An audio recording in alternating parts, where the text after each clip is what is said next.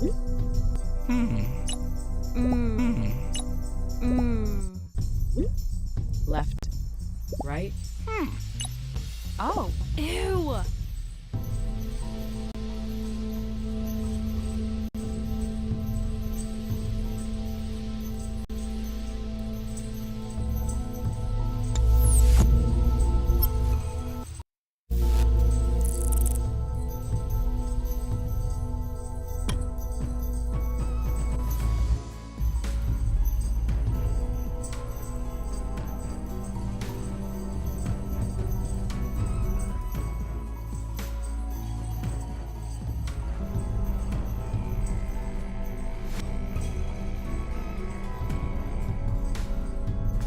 Hi everyone. How's it going today?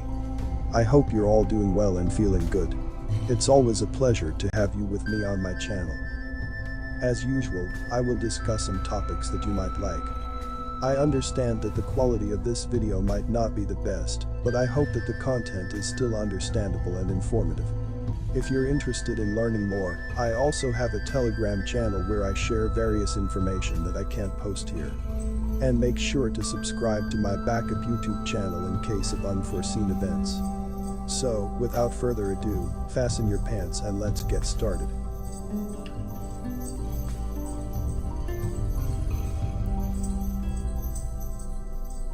In the late 18th century, Bishop George Berkeley posed the question, if a tree falls in a forest and no one is there to hear it, does it make a sound?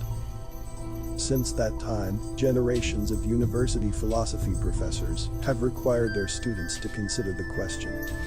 Countless classroom time has been taken up in pondering it. In many cases, students would be required to write a report containing their answer, and they might even be graded on it. Of course, this is the world of academia, which consists almost entirely of theory, not practical application. But, in the functioning world, it makes not the slightest difference whether the tree makes a sound or not. The lumberjack who actually encounters the tree is unconcerned with the philosophical question. He only cares that he has a tree he can cut. He represents those who produce, rather than those who theorize. And so it is with the field of international diversification. It can be described as taking place in 3 stages. Before I continue the video, please give a like if you learned something. Also, don't forget to subscribe and click the notification bell, so you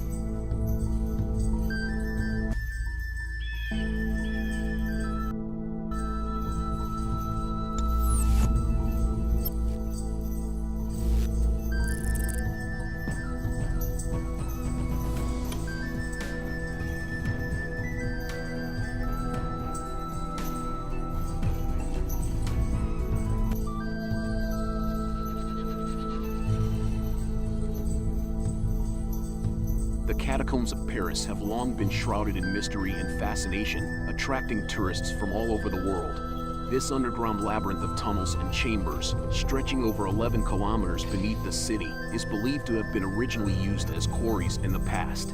However, in the late 18th century, the remains of millions of Parisians were relocated to the catacombs, turning them into a macabre ossuary. According to rough estimates, the bones of about 6 million people lie within the catacombs, a number that is both staggering and hard to fathom. This alone would make the catacombs a fascinating place to visit, but the mystery deepens when you consider the age of the remains. While we can assume that bodies were brought here from all over the city over many centuries, the age of the bones is almost uniform. This means that all of these people died at the same time, which raises the question of what could have caused the mass deaths of millions of people all at once. You can check the link in the description to watch the full story.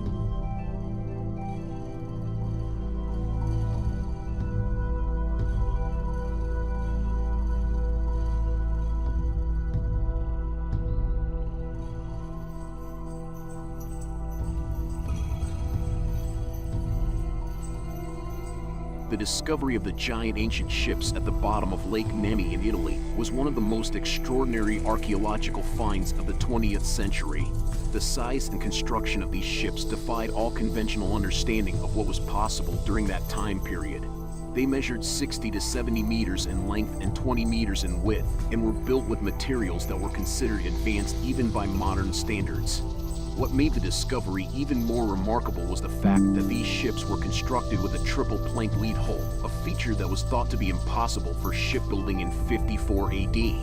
This level of technological sophistication was unheard of for the ancient world and raised many questions about the true potential of the Romans.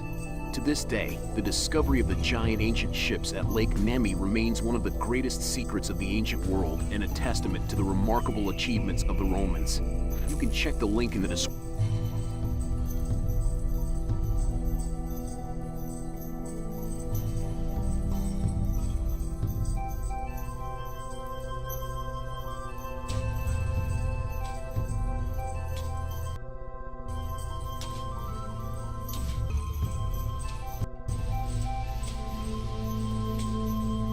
There are so many old articles from newspapers dating back from the 1800s until the 1920s of giants being found and reported on.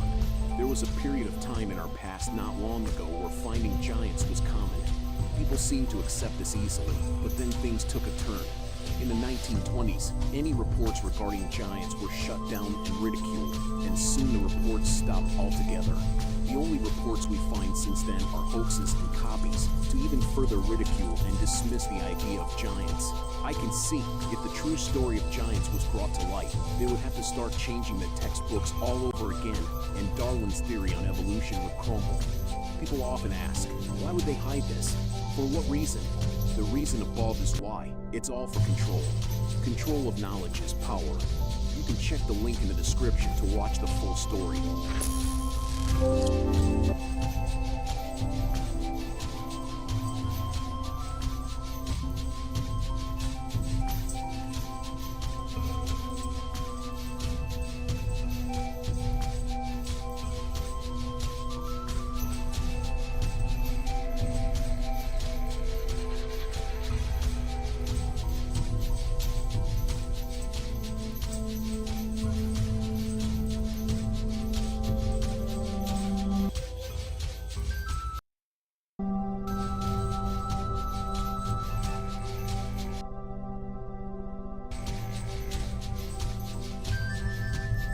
Want to know I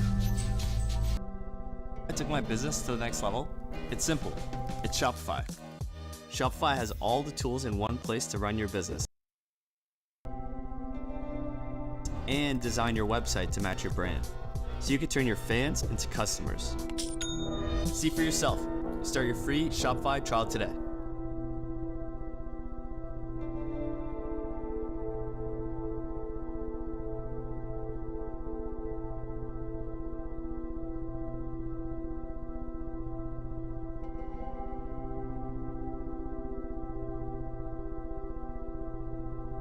I feel like something's coming. In 2024, your life and your business won't be the same anymore. A new technology that's going to change everything. Oh my God, we're not ready for this. Co-pilot. There's nothing it couldn't do. Amazing possibilities for your business. Breakthrough technologies at your fingertips. Outstanding results in a matter of seconds. The ultimate experience for your business. Co-pilot. Get now free at bitrix24.com.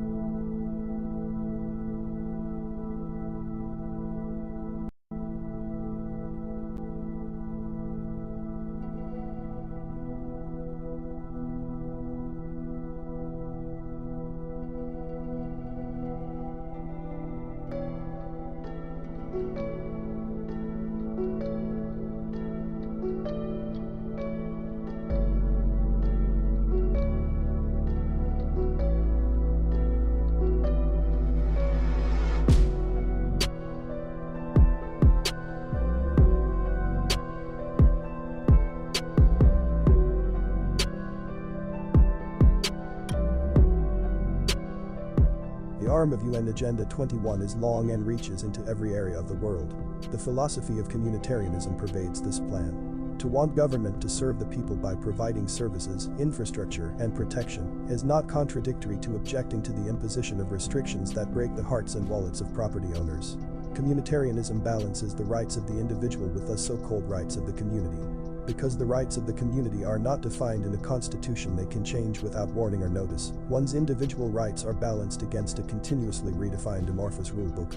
This rulebook is written in the dark, and the individual runs up against it at dawn and alone. The slogan of UN Agenda 21, to protect the rights of future generations and all species against the potential crimes of the present, is both a smokescreen and a declaration of entitlement. By standing on this high-sounding premise, the rights of the individual are called selfish, and those who would fight for them slurred as immoral.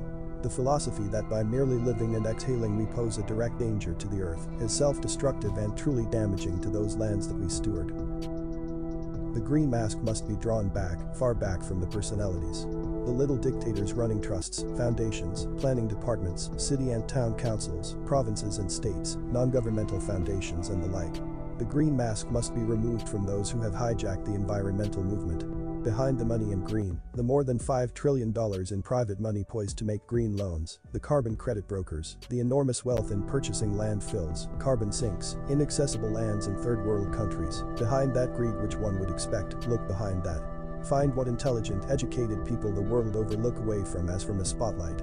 There is a plan for world governance that is in place and eating like a metastasized cancer into every nation, free and bound, in the world. Under the banner of saving the planet, we are drowning liberty.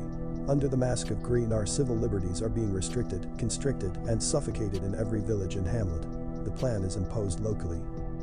Your government is a corporatocracy, a new authoritarian state in the process of consolidating your output into a more controllable, exploitable channel. The reason you are being misled by your government and told that all of this is good for you is because there is no profit in managing a mass uprising. It is too disruptive. The markets want you to continue to cooperate, quietly and obediently. The technology that is being marketed to you is actually being used to condition you to expect to be spied on and to spy on others. Every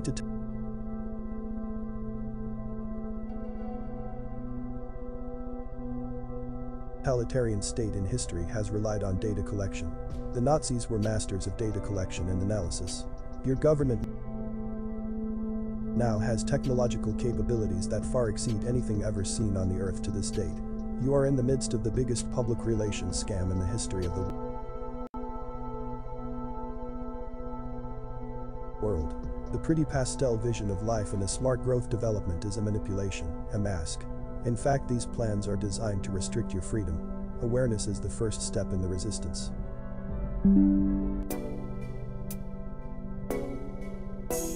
Communitarianism is the balancing of the individual's rights against those of the community. In the U.S. Constitution, we are guaranteed rights that we were born with: life, liberty, and the pursuit of happiness. The last right, under the philosophy of John Locke, was property. Property is not just land. You are your own property. The execration of slavery was a fundamental element in the original draft of the Declaration of Independence. So how can you balance individual rights with those of the community? The community has no rights under the U.S. Constitution. Individuals have rights and responsibilities, but the community as a whole, what is that? The collective. Whenever you balance or subsume or subordinate or consensusize the individual's rights, you'll get something different from what we are guaranteed under the Constitution. Here's an example. Let's take two glasses and set them on a table. One glass is full of water. Let's call it a constitutional republic. The other glass is full of milk. Let's call it a communitarian state. Now we'll get a glass pitcher and set it on the table. Let's balance the water with the milk by pouring them both into the pitcher. What do you have? It's not water anymore, is it? It's milk. Watery milk. But milk, not water. The third way, communitarianism. Balancing your individual rights with the rights of the community. Defined now as the global community. This is being pitched to you as the new enlightened form of political discourse. You are selfish if you insist on your individual rights and freedoms. This is the justification for UN Agenda 21 or sustainable development. For the good of the planet. For everyone's security. For your health. To protect your children. To limit workplace violence. To stop bullying. To protect the rights of those in the future. All of these are laudable ideas, but somehow they always result in more restrictive laws that affect everyone. They criminalize everyone. In many towns, simple ordinances have been criminalized. What does that mean? If you don't mow your lawn, it's a violation. Will your child have a criminal record if he calls another kid a queer? Would you be held responsible if your employee shoots someone and you knew he was upset over a breakup with his wife? Would your 15-year-old daughter be strip searched at the airport? Will you lose custody of your 10-year-old because he is obese? Will you be evicted from your apartment because you smoked on your balcony in violation of a local ordinance? Will you be taxed for driving 15 miles to work instead of riding your bike? Will you be fined for watering your vegetable garden? Will your smart meter be used to tell advertisers what to sell you? Will your smart vehicle with remote shut-off capability be shut down by someone in your state capital while you're driving? Will your neighbor report you to the community-oriented policing unit of your local police department because you seem to be acting strangely? Will you be denied the right to use the water in your well? Will you be required to pay triple your original electricity rates because your town has decided to go into the power business, community aggregate power generation? Will you be required to donate acres of your ranch land for county open space before you can put a house on it? Will you pay years of property tax without receiving any services for it because redevelopment debt has crippled your city? Will you be required to do your mandatory volunteering before you can get your child into Little League? Will you be accused of not caring about the planet if you question sustainable development? Your rights have been balanced. Welcome to the New World Order of the 21st century. Before I continue the video, please smash that like button for me. Thank you. Okay, what is UN Agenda 21? And why should I care? Have you wondered where these terms sustainability and smart growth and high-density urban mixed-use development came from? Doesn't it seem that about 10 years ago you'd never heard of them, and now everything seems to include these buzzwords? Incidents. That every town and country and state and nation in the world would be changing their land use or planning codes and government policies to align themselves with what? First, before I get going, I want to say that yes, I know it really is a small world, and we're all one planet, etc. I also know that we have a government of the people, by the people and for the people, and that as cumbersome as that can be sometimes. Donald Rumsfeld said that the Chinese have it easy, they don't have to ask their people if they agree. And Bush Jr. said that it would be great to have a dictator, as long as he was the dictator. We have a three-branch government and the Bill of Rights, Constitution, and self-determination. This is one of the reasons why people want to come to the US, right? We don't have Tiananmen Square here, generally speaking. Yes, I remember Kent State, not the same, and yes, an outrage. So I'm not against making certain issues a priority, such as mindful energy use, alternative energy sponsorship, recycling reuse, and sensitivity to all living creatures. But then you have UN Agenda 21. What is it? Considering its policies are woven into all of the general plans of the cities and counties in the United States, it's important for people to know where these policies are coming from. While many support the United Nations for its peacemaking efforts, few know that it has very specific land use policies that it wants implemented in every city, county, state, and nation. The specific plan is called United Nations Agenda 21 Sustainable Development, which has its basis in communitarianism.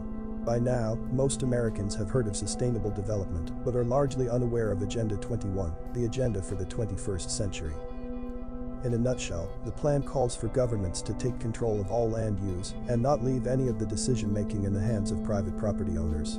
It is assumed that people are not good stewards of their land, and the government will do a better job if it is in control. Individual rights in general are to give way to the needs of communities as determined by a globalist governing body.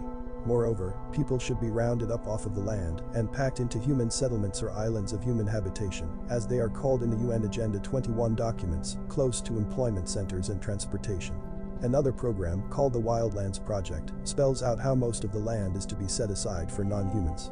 In anticipation of our objections to such plans, our civil rights will be dissolved.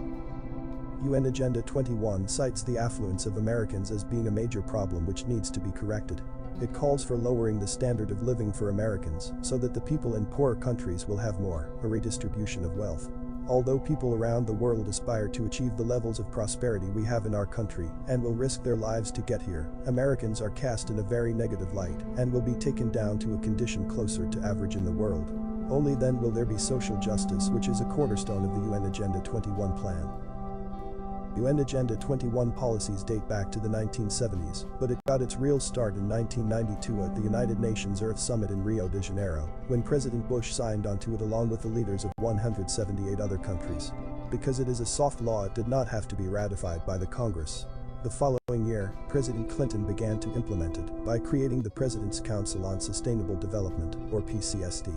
made up of cabinet-level government officials, captains of industry, including Ken Lay of Enron, and non-profit groups such as the Sierra Club. One of the first tasks of the PCSD was to give a multi-million-dollar grant to the American Planning Association to design a legislative guidebook to be used as a blueprint for every city, county, and state in the United States in order to implement UN Agenda 21. This document, called Growing Smart Legislative Guidebook, models statutes for planning and the management of change, took 7 years to complete and a full 9 years to arrive at the final version. The guidebook, and it's not just a guidebook but a blueprint, contains sample legislation, ordinances, rules, regulations and statutes to be incorporated into the general plans of every single city and county in the United States. By 2002, every planning department and every local, state, and federal department that governs land use had a copy and was implementing the practices. Every university, every college, every junior college, private school and teaching institution in our nation was using Growing Smart in its curriculum. Sound familiar? Growing Smart is smart growth.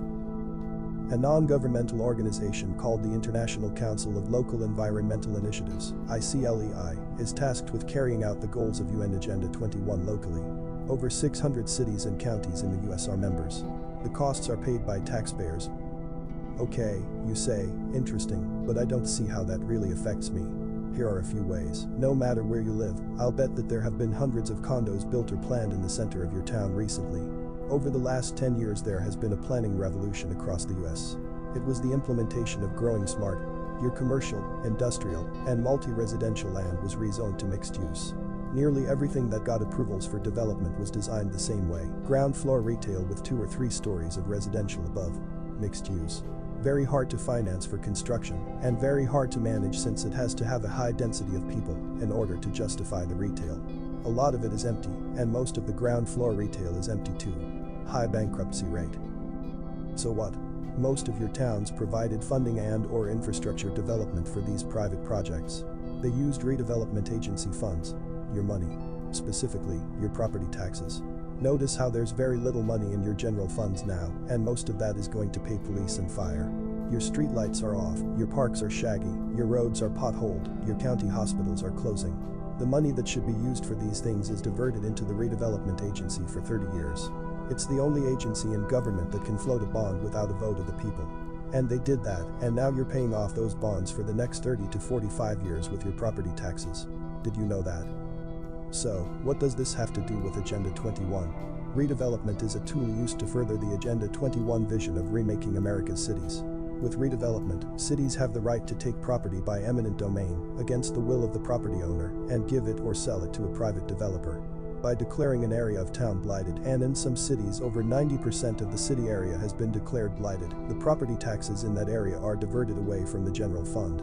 This constriction of available funds is impoverishing the cities, forcing them to offer less and less services, and reducing your standard of living.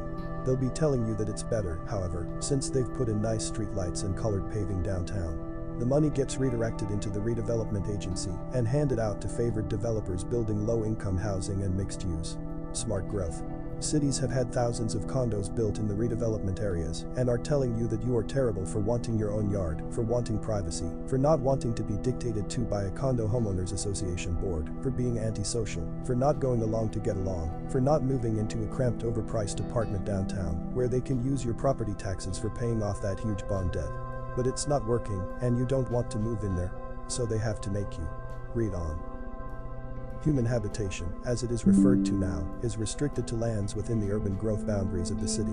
Only certain building designs are permitted. Rural property is more and more restricted in what uses can be on it. Although counties say that they support agricultural uses, eating locally produced food, farmers markets, etc., in fact there are so many regulations restricting water and land use. There are scenic corridors, inland rural corridors, baylands corridors, area plans, specific plans, redevelopment plans, huge fees, fines, that farmers are losing their lands altogether. County roads are not being paved. The pushes for people to get off of the land, become more dependent, come into the cities. To get out of the suburbs and into the cities. Out of their private homes and into condos. Out of their private cars and onto their bikes. Bikes? What does that have to do with it? I like to ride my bike and so do you. So what? Bicycle advocacy groups are very powerful now. Advocacy.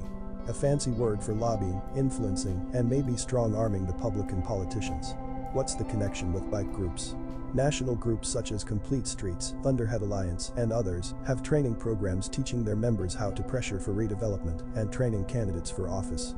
It's not just about bike lanes, it's about remaking cities and rural areas to the sustainable model.